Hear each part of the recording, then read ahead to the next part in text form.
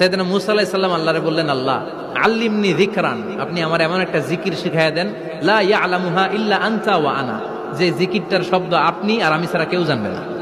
অদ্ভুত অদ্ভুত প্রশ্ন সব আপনি মূসা আলাইহিস সালামের মাথা থেকে পাবেন।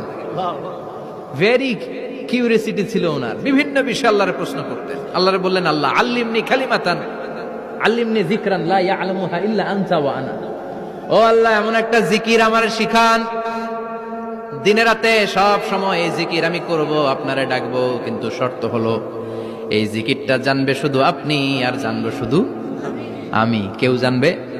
আল্লাহ বললেন, মুসা পড়ো লা ইলাহা